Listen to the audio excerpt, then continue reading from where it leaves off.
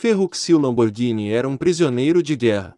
Quando voltou para a Itália, abriu uma pequena garagem e converteu equipamentos militares em tratores agrícolas. Seu empreendimento oportuno transformou em um milionário, e mais tarde o inventor do carro esportivo de luxo mais falado, Lamborghini.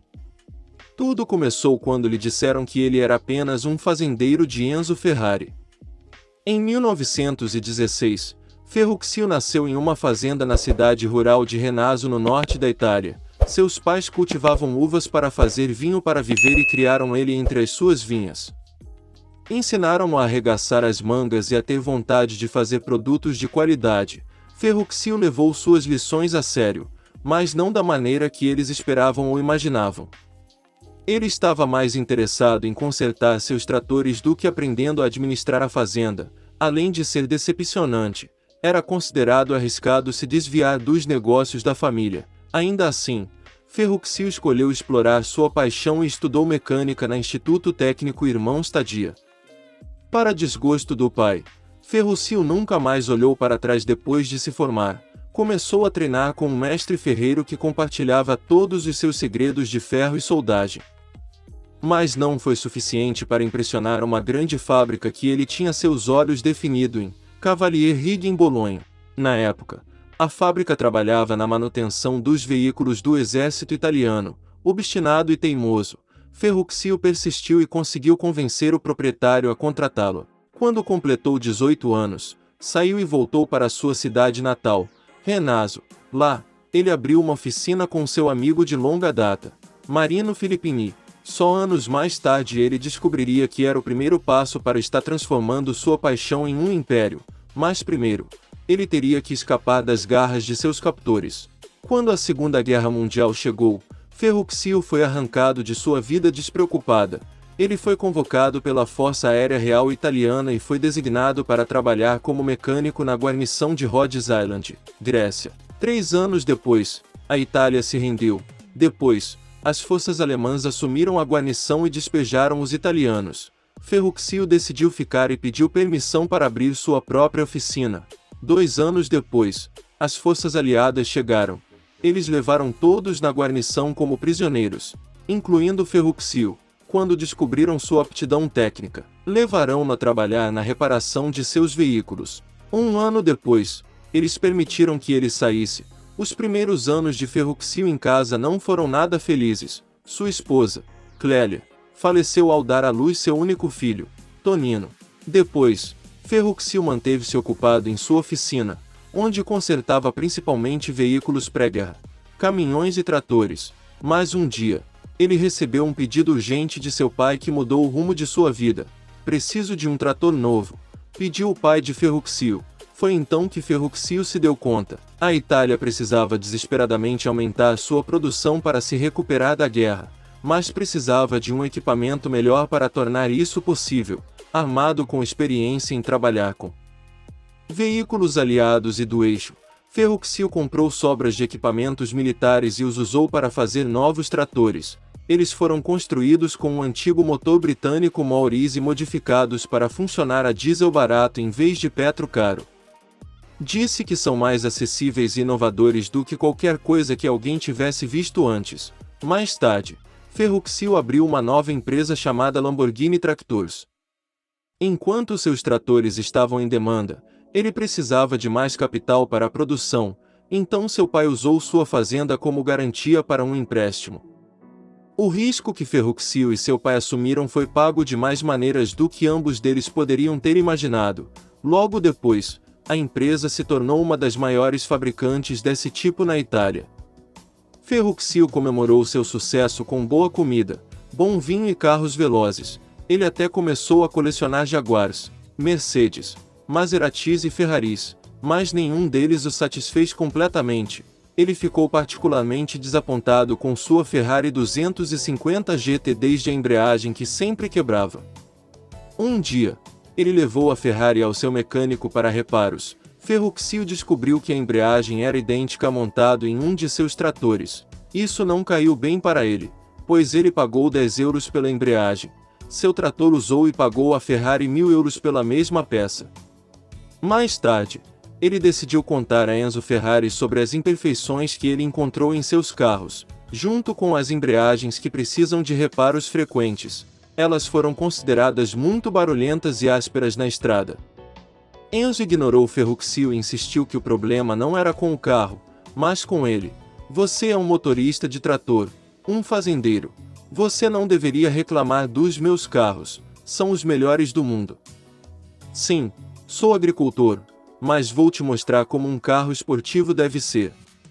Naquele dia, Ferruccio voltou para casa determinado a provar do que era capaz. Muitos chamaram sua conquista de louca e acreditaram que ele desperdiçaria sua fortuna. Ainda assim, Ferruccio seguiu em frente e abriu uma nova empresa em seu nome.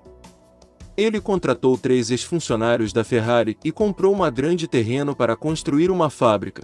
Em apenas 9 meses, Ferruccio completou seu primeiro carro esportivo apresentando seu signo astrológico como emblema, o Lamborghini 350 GT. Foi considerado uma obra-prima técnica e incluía um motor V12, 5 velocidades transmissão, freios a disco nas 4 rodas e suspensão independente nas 4 rodas. Foi apresentado pela primeira vez no Salão Automóvel de Turim e elogiado por clientes e críticos. Ferruccio provou a Enzo e seus céticos que ele não era apenas um agricultor, mas também um gênio mecânico capaz de construir carros superiores. Era um carro sofisticado que tinha muita classe e era fácil de operar. Nos próximos anos, o trator e os spots da Ferruccio, seus negócios de automóveis floresceram. Na hora de desenhar novos modelos, Ferruccio deu sua liberdade dos engenheiros para experimentar. Esse estilo de liderança levou sua equipe a construir o 400 GT, um projeto secreto, o Miura P400. Foi desenvolvido como um carro de corrida de rua e foi o primeiro na história a ser feito com um layout de motor central traseiro. Isso foi mantido em segredo de Ferruccio, pois ele era contra a ideia de construir carros de corrida. Vários anos antes, ele entrou em uma corrida de prestígio e caiu ao lado de um restaurante. Quando Ferruccio soube, decidiu não descartar a ideia. Acabou sendo uma das melhores decisões que ele já tomou. O Miura ficou conhecido como o primeiro supercarro do mundo, e sua layout traseira de motor central tornou-se o padrão para todos os carros de alto desempenho.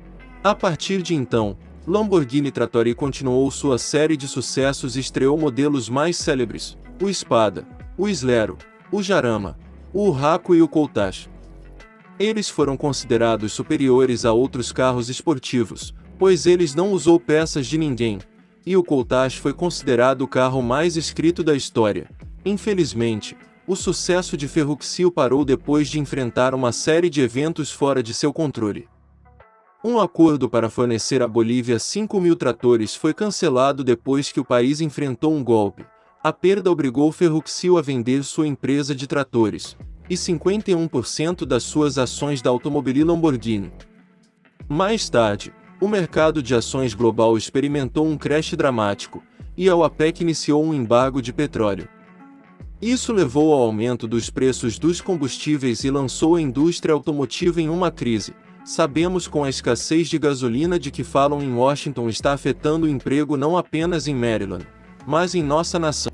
Ferruccio fez o possível para manter seus negócios vivos e conseguiu encontrar compradores para seus tratores não vendidos. Ainda assim, decidiu se aposentar mais cedo e vendeu os 49% restantes de sua Lamborghini Compartilha Automóveis.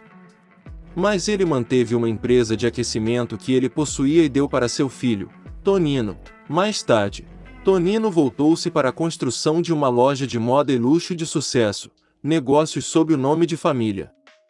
Enquanto isso, os novos proprietários da Automobili Lamborghini tentaram reviver sua marca, mas falhou. Posteriormente, a empresa foi forçada à liquidação. Alguns anos depois, o governo italiano vendeu por 3 milhões de dólares a 2 bilionários franceses. Eles esperavam renovar as antigas instalações da Lamborghini e contratar novos engenheiros, mas eles ficaram sem dinheiro e venderam a empresa para a Chrysler. Chrysler fez planos para importar a marca para os Estados Unidos, mas não conseguiu lucrar. Então eles venderam a empresa para um conglomerado indonésio. Embora tenham tido mais sorte em fazer vendas, não foi o suficiente para resistir à crise financeira na Ásia.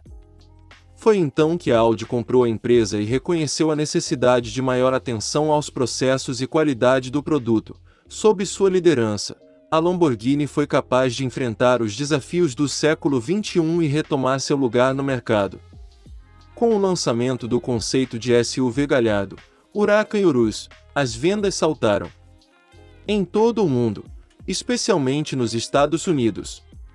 Em 2019, a Lamborghini registrou vendas recordes e agora está avaliada em 11 bilhões de dólares. Esta é a história de como um fazendeiro e prisioneiro de guerra virou seu trator negócios em um império de carros esportivos. Histórias inspiradoras e conselhos dos líderes mais bem-sucedidos de hoje. Não se esqueça de se inscrever em nosso canal, deixar seu like e ativar o sininho.